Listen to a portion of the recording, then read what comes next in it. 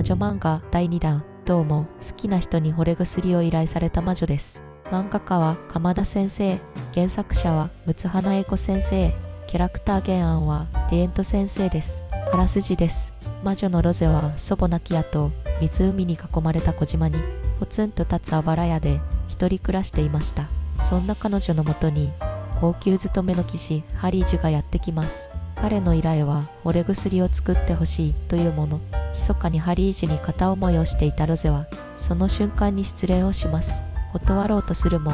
材料が必要なら自分が取ってくるとまで言われてしまい、結局惚れ薬を作ることに。自分の気持ちを打ち明けることもできないロゼは、少しでも一緒にいる時間を引き延ばそうと幾度かに分けて材料採集を依頼するというお話です。おすすめポイントは3点。1つ目はロゼの性格です。ロゼは街で買い物する以外、人間とは離れて暮らしているため属性に疎く、調理が面倒だから取れたすばかり食べているズボラな性格です。そんなロゼですが、ハリージュが通ってくるようになってからというもの、面倒だった水浴びを頻繁にするようになったり、湖の魔女を襲名する時すら仕立てなかったローブを新調したりします。ズボラで口が悪く少々ひねくれているロゼですが、その中身は恋する可愛らしい女の子です。2つ目のおすすめポイントは面倒見のいいハリージュです。真面目で堅物な騎士であるハリージュは、最初は高圧的な人という印象を受けます。惚れ薬を依頼してきたのに、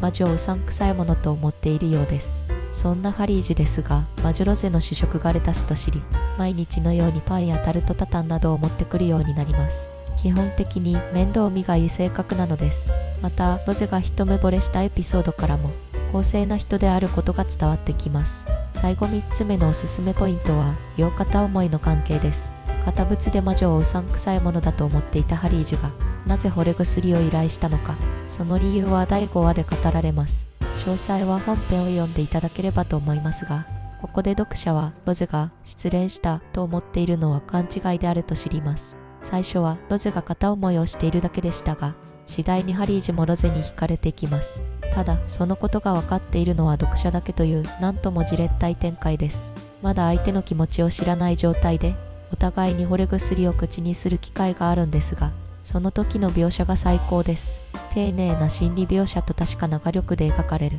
両片思い作品の傑作をぜひご一読ください。